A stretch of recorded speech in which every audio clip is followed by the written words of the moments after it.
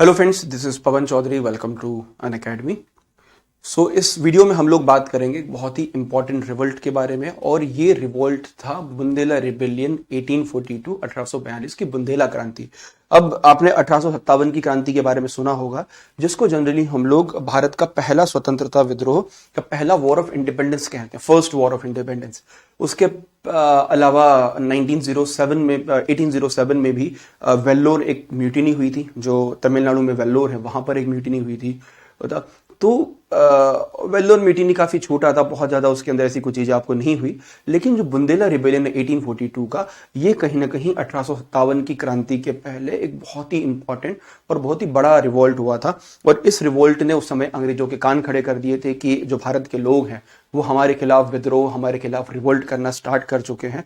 क्योंकि बुंदेला रिबेलियन में जो अंग्रेजों को नुकसान हुआ, उतना नुकसान अंग्रेजों को बाकी थ्रू आउट द टेरिटरी आपको नहीं हुआ था। क्योंकि अंग्रेजों की हमेशा ये स्ट्रेटेजी रहती थी कि कोई भी अगर राज्य है तो उस राज्य को कई सारे भागों में डिवाइड किया जाए, या उस राज्य के ऊपर मल्टीपल वॉर्स किए जाएं, कई सारे युद्ध लड़े जाएं, तब जाके उस राज्य को कमजोर किया जा सकता है। जैसे एग्जांपल के लिए मराठा के साथ में इन्होंने 3 युद्ध लड़े, एंग्लो मैसूर के साथ में इन्होंने 4 युद्ध लड़े, एंग्लो मैसूर 1 2 3 4। सिखों के साथ में भी इन्होंने 3 बैटल आपको लड़े। उसके बाद इन्होंने नेपाल के साथ आपको बैटल लड़ा, अफगान के साथ एंग्लो अफगान वॉर लड़ा, ठीक है, या सिखों के साथ युद्ध लड़ा। तो जितने भी उस समय बड़े साम्राज्य थे, उन सब के साथ में इन्होंने कई सारे बड़ी बड़ी बैटल्स लड़ी, और उनके माध्यम से उन स्टेट्स को कमजोर किया, और कमजोर करने के बाद युद्ध के माध्यम से उनको अक्वायर कर दिया, है ना। तो ये पूरी उनकी स्ट्रेटेजी हुआ करती थी। तो जो बुंदेला रिबेलियन की जो स्टोरी है, या बुंदेला विद्रोह की जो स्टोरी है, ये शुरू होती है 1802 में, 1802 में। और 1802 में क्या हुआ था? 1802 में ट्रिटी हुई थी, the treaty is called the treaty of Bassein, Bassein की संधि। तो ब्रिटिश और मराठा है, तो 2 मेन शक्तियां थी। इसके पहले जितने भी बुंदेला के 4 लेक्चर हुए हैं, तो उसमें हमेशा हमने बात की थी कि सागर के एरिया के अंदर बुंदेला जो मराठास हैं वो आके स्टैब्लिश हो चुके थे। और मध्य प्रदेश में लगभग आपके, अगर मालवा की बात करें, सागर की बात करें, या नागपुर वाले रीजन की बात करें, तो इन रीजन्स में मराठाओं का जो स्ट्रॉन्ग होल्ड था ऑलरेडी यहाँ पे था। और इसी बीच मराठा और अंग्रेजों के बीच में एक बैटल हुई। The battle is called the second Anglo Maratha war, दूसरा आंग्ल मराठा युद्ध। और इस आंग्ल मराठा युद्ध में उनकी एक संधि होती है, it's called the treaty of Bassein, या बैसिन की संधि जिसको कहा जाता है। और उस बैसिन की संधि में, उस बैसिन की ट्रिटी में यह तय होता है कि जो बुंदेलखंड वाला पार्ट है, इस बुंदेलखंड वाले पार्ट को अंग्रेजों के अधिकार में दे दिया जाएगा, इनके राइट्स में दे दिया जाएगा। और बाकी जो मराठा का एक्चुअल एरिया है, जो महाराष्ट्र के अंदर अभी के टाइम पर है, या मालवा के आसपास का रीजन है, मालवा वाला क्षेत्र है, तो उस रीजन पे जो मराठा है उनका शासन रहेगा। और बाकी जो एरिया है बुंदेलखंड और आसपास का रीजन, जहां पर ऑलरेडी अभी मराठा टैक्स वसूल कर रहे हैं, कल वसूल कर रहे हैं, उन रीजन्स को अंग्रेजों को यहां पर आपको ट्रांसफर कर दिया जाएगा। अब इस तरीके से बुंदेलखंड 1802 के अंदर जो संधि हुई, ट्रीटी हुई, तो इसके बाद ये वाला पूरा रीजन जो है वो अंग्रेजों को ट्रांसफर हो जाता है। और उसके बाद 1804 में, 1804 में पहली बार बुंदेलखंड के अंदर अंग्रेज अपना पॉलिटिकल एजेंट या अपना राजनीतिक एजेंट बनाते हैं। अब जहां पर भी अंग्रेजों का शासन होता था प्रिंसली स्टेट में, रियासती राज्यों में, तो वहां पर अंग्रेज अपना एक पॉलिटिकल एजेंट या एक राजनीतिक दूत आपको भेजते थे, और वो उसको रेसिडेंट बोलते थे, है ना, इट्स कॉल्ड द रेसिडेंट। तो वो एक अपना ब्रिटिश रेसिडेंट भेजते थे, और वो रेसिडेंट वहां पर उस पर्टिकुलर रेसिडेंसी में रह के पूरा अंग्रेजों का, मतलब जो भी स्टेट का जो कामकाज है उसको कंट्रोल करने की कोशिश करता था। तो 1804 से ही इन्होंने अपनी जो पॉलिटिकल एजेंट है, उन पॉलिटिकल एजेंट्स को एस्टैब्लिश करना, यहाँ पे स्थापित करना शुरू किया। और उसके बाद में जितने भी बुंदेलखंड में राजा थे, चाहे वो ओरछा हो, पन्ना हो, चरखारी हो, बिजावर हो, कोई भी स्टेट हो, तो हर स्टेट को अंग्रेजों से सनद प्राप्त करनी होती। सनद मतलब उनसे एक एग्रीमेंट लेना पड़ता था, उनसे एक मंजूरी लेना पड़ती कि हम यहाँ के राजा बन के रहेंगे। तो जो भी व्यक्ति उनसे सनद लेता था या उनसे एग्रीमेंट करवाता था कि हम यहाँ के राजा हैं, उनको अंग्रेजों को कुछ टैक्स देना पड़ता था। तो यही शुरुआत बुंदेलखंड में भी आपको हुई 1804 में, जब अंग्रेज आए। तो 1804 के बाद तमाम, जैसे हमने देखा था कि दतिया स्टेट के साथ में, या चरखारी, बिजावर, ओरछा, पन्ना, आपका खनिया धाना, जितने भी स्टेट थे, जैतपुर, नरहट, जितने भी स्टेट थे, इन सभी स्टेट्स ने, और उन स्टेट्स के अलावा जो छोटे स्टेट, छोटे जो जागीरदार हैं, उन्होंने भी अंग्रेजों से सनद यहाँ पर आपको लेना शुरू कर दी कि अगर इनसे सनद लिया तो ही राज्य कर पाएंगे, नहीं तो राज्य करना मुश्किल है। तो इस तरीके से बुंदेलखंड के सभी राजाओं ने उनको चाह के या बिना चाहे उनसे सनद लेना शुरू कर दी, उनसे टैक्स लेना, यहाँ पर आपको मतलब अंग्रेजों को टैक्स देना शुरू कर दिया। और अंग्रेजों के टैक्स की वैल्यू बहुत ज्यादा होती, टैक्स का जो मूल्य है वो ज्यादा होता था। तो इसलिए जो टैक्स है वो ज़्यादा कलेक्ट करना पड़ता था। जब खुद का राज्य था बुंदेलखंड के राजाओं का, तो वो कम टैक्स भी वसूल करते तो चल जाता था, या जनता को टैक्स में रियायत देते थे। लेकिन ब्रिटिशर्स ने जब इनको कंट्रोल किया तो उस समय उनको जनता से ज़्यादा टैक्स वसूल करना पड़ता था, और कुछ अपने पास रखते थे और कुछ अंग्रेजों के पास आपको भेजते थे। तो उसके कारण जितने भी बुंदेलखंड के राज्य हैं उनके खिलाफ, उनके अंदर अंग्रेजों के खिलाफ एक असंतोष, एक डिससेटिस्फेक्शन स्टार्ट हो गया, वो शुरू हो गया। और इसकी शुरुआत इसी का ये थी, इसी का कारण आगे जाके बना कि 1842 में बुंदेला रिबेलियन, बुंदेला विद्रोह है, वो बुंदेला विद्रोह यहाँ पे होता है। अब इस बुंदेला विद्रोह में एक सबसे इंपॉर्टेंट योगदान है, वो है बुड़वा मंगला मेला का। तो ये एक बहुत ही इंपॉर्टेंट चीज है, बुड़वा मंगला का मेला।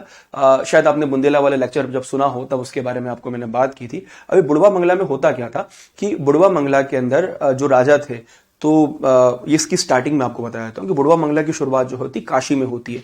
काशी के जो राजा थे उनका नाम था नारायण सिंह। तो इन्होंने 1832 1833 में इन्होंने एक बुड़वा मंगला मेले का ऑर्गेनाइजेशन यहाँ पे किया। और उस बुड़वा मंगला मेला में, उस बुड़वा मंगला के एक इवेंट थी बुड़वा मंगला की, तो उस बुड़वा मंगला की इवेंट के लिए उन्होंने जितने भी आपके राजा थे बुंदेलखंड के या बाकी आसपास के जितने भी राजपूत राजा थे, हिंदू राजा थे स्पेशली, तो उन राजाओं को उन्होंने जो नारायण सिंह काशी के जो राजा थे, तो उन्होंने काशी बुलाया और उन लोगों को गंगा नदी के बीच में ले जाके उनके बीच में एक मीटिंग वहां पे, एक सीक्रेट मीटिंग की। और सीक्रेट मीटिंग का उद्देश्य था कि अंग्रेजों की जो एट्रोसिटीज हैं, इनके जो अत्याचार हैं, इन अत्याचारों से हम कैसे निजात पा सकते हैं, कैसे मुक्ति पा सकते हैं। तो उसको लेके उन लोगों के बीच में डिस्कशन आपको हुआ। अब उस डिस्कशन में बुंदेलखंड के दो राजाओं ने पार्टिसिपेट किया। एक राजा थे जैतपुर, जो स्टेट है, तो जैतपुर स्टेट है, तो उस जैतपुर स्टेट के जो राजा थे उनका नाम था पारीछात। आपको कहीं कहीं इनका नाम पारिजात भी मिलेगा, बट उनका एक्चुअल नाम जो है पारीछात था। तो पारीछात राजा हुए। उसके बाद चरखारी जो राज्य था, चरखारी राज्य के राजा थे, उनका नाम था रतन सिंह। तो इन दोनों ने क्या किया, इन दोनों ने उसके अंदर आपको पार्टिसिपेट किया, बुड़वा मंगला में पार्टिसिपेट किया। और उसमें पार्टिसिपेट करके इनको भी लगा यार कि इस प्रकार की चीजें हमको भी करना चाहिए, हमको भी अंग्रेजों के विरोध में जाना चाहिए। तो दो लोगों ने पार्टिसिपेट किया और ये लोग जब वहां से प्रोवोक होके आए, उसके बाद जैतपुर ने अपने एक जगह थी उनके स्टेट के अंदर, उस जगह का नाम था सूपा। तो सूपा नाम की जगह पे इन्होंने भी विद्रोह किया। इन्होंने भी मतलब ये जो बुड़वा मंगला है इस मेले का ऑर्गेनाइजेशन किया। तो उस समय जितने भी उस समय बुंदेलखंड के राजा थे, तो उन राजाओं को उन्होंने सूपा के अंदर इनवाइट किया कि आप लोग यहाँ पे आइए और हम लोग अंग्रेजों के खिलाफ कुछ अच्छा करते हैं, उनके खिलाफ कुछ रिवोल्ट करने की कोशिश करते हैं। तो उसकी जो बातचीत है, उसकी बातचीत उन्होंने यहाँ पे की। उसके बाद जो रतन सिंह है, रतन सिंह ने भी उसके बाद जो चरखारी उनका जो स्टेट था उसके अंदर ये एक इवेंट ऑर्गेनाइज किया जिसको भी बुड़वा मंगला बोला गया। तो ये चरखारी और चरखारी के अलावा जैतपुर, इन दोनों सूपा, मतलब उसके अंदर सूपा और चरखारी, इन दोनों स्टेट्स में 1837-38 के आसपास बुड़वा मंगला होता है। और इस बुड़वा मंगला में जितने भी राजा थे वो ऑलमोस्ट तैयार थे कि हाँ, हम अंग्रेजों के खिलाफ रिवॉल्ट करने के लिए, विद्रोह करने के लिए आपको तैयार है। लेकिन इतना आसान नहीं था अंग्रेजों को पराजित करना। तो जब चरखारी में इवेंट होती है तो उस समय पे जो ब्रिटिश सरकार है, तो ये उनको इन्फॉर्मेशन मिल जाती है। और ब्रिटिश सरकार का उस समय पे बुंदेलखंड के अंदर जो मेन जो प्लेस था उसको बोलते थे नौगांव। तो नौगांव करके एक छावनी थी जो अभी के समय पे छतरपुर में है और अभी भी आर्मी की छावनी है वो। तो नौगांव छावनी में जब इनको पता चलता है कि ऐसा कुछ होने वाला है, तो उस समय जितने भी बुंदेलखंड के राजा थे उन सब राजाओं की उसी दिन, जिस दिन बुड़वा मंगला होने वाला था चरखारी में, उसी दिन सभी राजाओं की एक मीटिंग बुलाई जाती है। अंग्रेज सरकार बुलाती है क्योंकि उनको पता था कि कहीं ना कहीं हमारे खिलाफ रिवॉल्ट कर रहे हैं, विद्रोह कर रहे हैं, तो इनकी एक मीटिंग बुलाई जाए। तो उन लोगों की एक मीटिंग वहां पर आपको बुलाई जाती है और ये तय हो जाता है कि जो उस अंग्रेजों की मीटिंग में गया तो वो अंग्रेजों की तरफ है, और जो उस मीटिंग में नहीं गया वो अंग्रेजों के अगेंस्ट है, उनके विरोध में यहाँ पर है। तो कुछ 42 राजाओं में से कुछ 10 राजा जो है वो बुड़वा मंगला में आते हैं और बाकी जो 30-32 राजा बचे हुए हैं वो राजा अंग्रेजों के पास जाते हैं। तो अंग्रेज बोलते हैं कि ठीक है, कोई दिक्कत नहीं है, हम लोगों को वैसे ही वहां पर कम लोग गए हैं तो हमारे अगेंस्ट ज्यादा लोग नहीं है। और उन्होंने सोचा भी नहीं था कि उनके खिलाफ ऐसा कोई रिवोल्ट हो जाएगा। उनको लगा थोड़ा बहुत विद्रोह है, उसको दबा लेंगे, कोई दिक्कत नहीं है। तो उन्होंने थोड़ा सा उसको हल्के में ले लिया।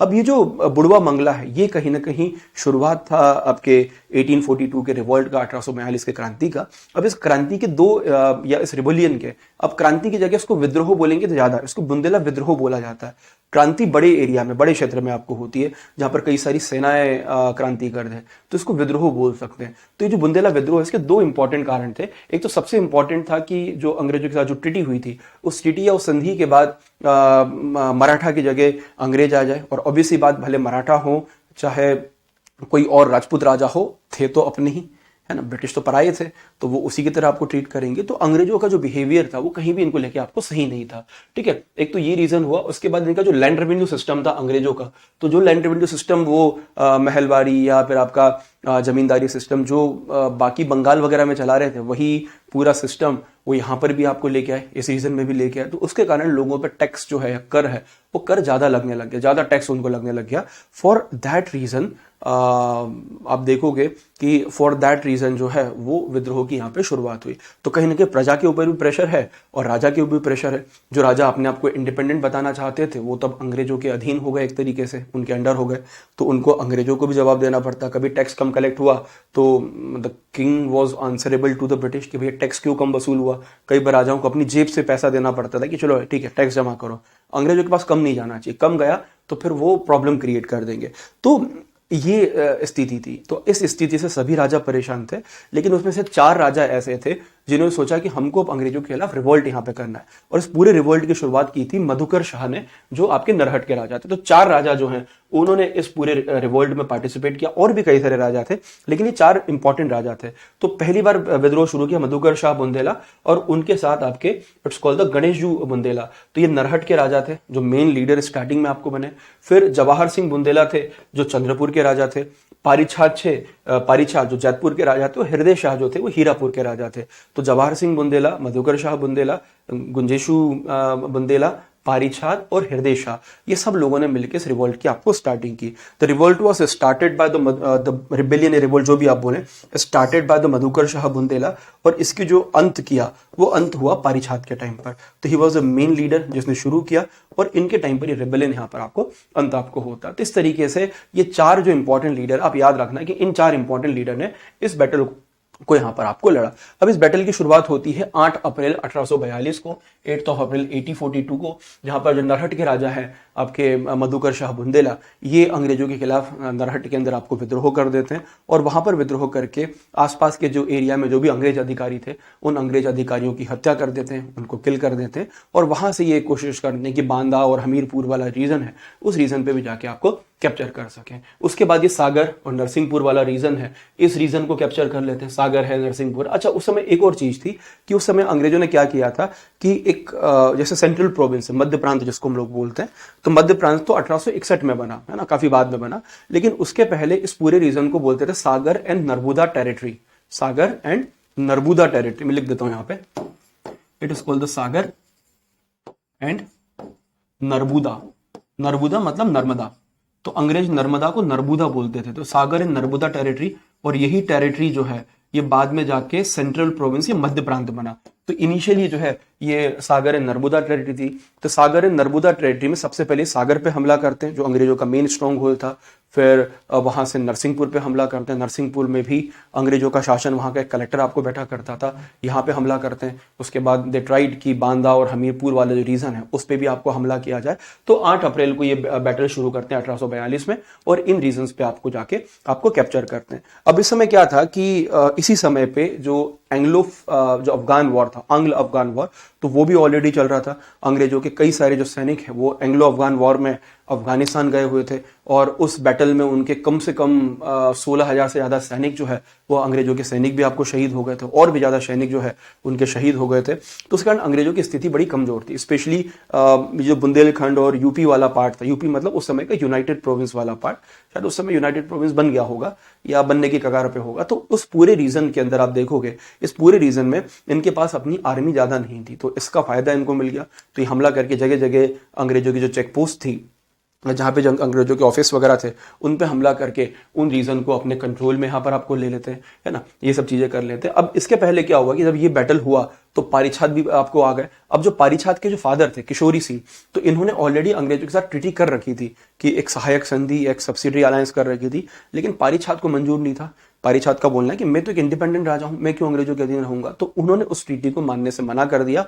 और उसी समय पे जो मेजर सलीमन थे, जो ठग्स का एंड करने के लिए ओरछा या सेंट्रल इंडिया के जंगलों में आपको गए थे, जिनके नाम से सलीमाबाद बना है, तो वो कर्नल सीमन इनके साथ ट्रीटी करने की कोशिश करते हैं कि ठीक है हम मिलजुल के बात को सुलझा लेते हैं, बट पारीछात डिनाइड कि नहीं, मैं ऐसा कुछ भी नहीं कर सकता, मुझे तो रिवोल्ट करना है और मैं इन लोगों का आपको साथ दूंगा। तो ऐसा कुछ उनके बीच में ट्रीटी नहीं होता है। और उसके बाद इनके बीच में एक सबसे इंपॉर्टेंट आपको बैटल होता है, the battle is called the battle of Bilgaon, जिसके अंदर पारीछात और पारीछात के साथ में अंग्रेजों की सेना आपको लड़ती है। लेकिन उस युद्ध के अंदर जो पारीछात है वो अंग्रेजों को डिफीट करते हैं, अंग्रेजों को हरा देते हैं। तो इस तरीके से जो पहला जो बैटल था, battle is called the battle of the Bilgaon, या बिलगांव का जो युद्ध था वो अंग्रेज हार जाते हैं। खैर नरहट जो है मधुकर शाह तो उसमें थे, लेकिन पारीछात उनको डिफीट कर देता है, पारीछात उनको पराजित कर देता है। उसके बाद ये युद्ध हुआ। उसके बाद धीरे धीरे क्या होता है कि अंग्रेज जब लगता है कि यार इनको तोड़ना जरूरी है, तो सबसे पहले वो क्या करते हैं कि जो मधुकर शाह हैं, तो मधुकर शाह के ऊपर कुछ ऐसे इल्जाम लगाते हैं कि तुमने कुछ ऐसे गलत काम किया, ऐसा कुछ करके,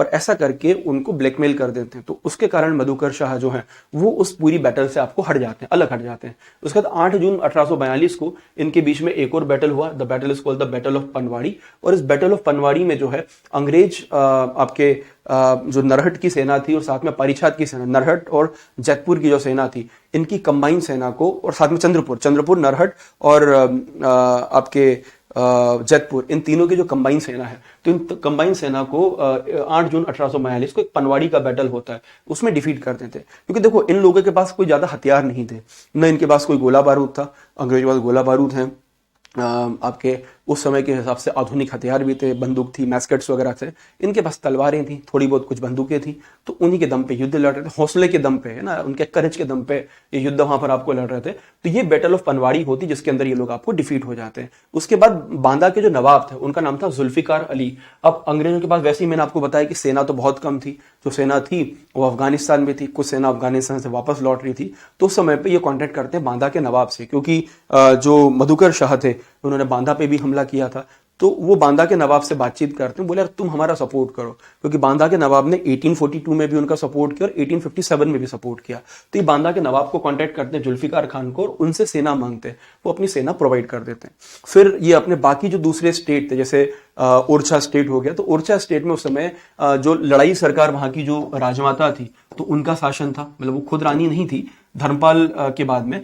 तो जो लड़ाई सरकार थी, तो लड़ाई सरकार के पास जाते हैं कि रानी साहब हमको सेना आपको चाहिए। तो ये जो लड़ाई सरकार है वो अपनी सेना इनको दे देती है, और उनको सेना देखिए, उन सेना के माध्यम से ये कुछ बांदा की सेना, कुछ इनकी सेना, तो ये लोग मिलके उनके ऊपर फिर से रिवॉल्ट आपको करते हैं। और जो 3 राजा थे आपके हृदय शाह, उसके बाद आपके जैतपुर के राजा, इनके खिलाफ 10,000 रुपए का जो इनाम है वो इनाम उस समय जारी हो जाता है कि जो भी इनको पकड़ेगा उनको 10,000 रुपए का इनाम आपको भी मिलेगा।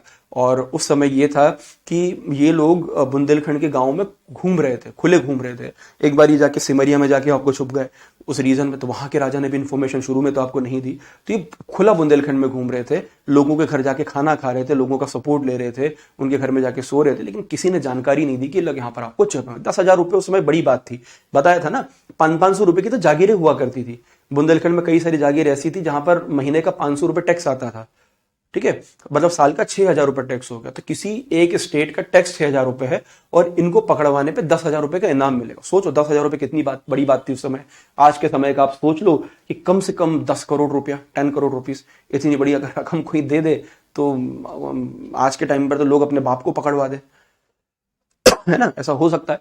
तो ये उन्होंने वहां पर क्लियरली मना कर दिया, किसी ने उनके बारे में इंफॉर्मेशन या जानकारी है वो यहाँ पर आपको नहीं दी। और उसके बाद अंग्रेजों ने अपना जो डिवाइड एंड रूल का जो पॉलिसी है वो पॉलिसी अपनाना यहाँ पे शुरू कर दिया। सबसे पहले उन्होंने क्या करा, जो जेतपुर के जो दीवान थे तो उनको उन्होंने थोड़ा पैसा वैसा आपको दिया, उनको बोला कि तुमको राजा बना देंगे। इसके बाद उनको पैसा दे के उनको अपने अंडर यहाँ पर आपको ले लिया कि हमको सेना की जानकारी दे दो, कितनी सेना है जैतपुर के पास, पारीछात के पास, और उन सेना की कंडीशन क्या है, अभी सेना की लोकेशन क्या है, तमाम जानकारी उनके पास आपको मिल जाती है। उसके बाद जो रतन सिंह थे आपके चरखारी के, जो मेन आपको राजा थे, तो वो भी उनके साथ थे।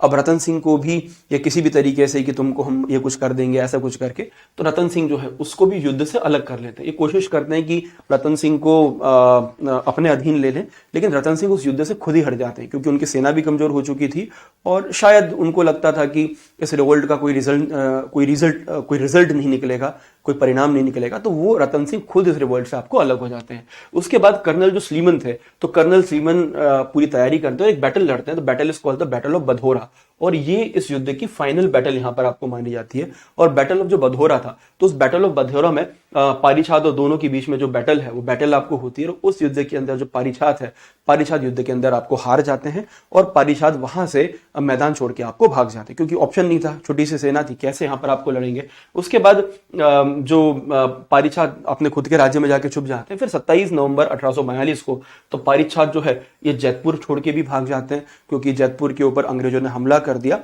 और उसके बाद फिर जंगल जंगल जंगल आपको भटकते रहते हैं। तो उसके बाद उनको पता चलता है कि ओरछा के अंदर कुछ लोग उनको शरण देने के लिए बुलाते हैं।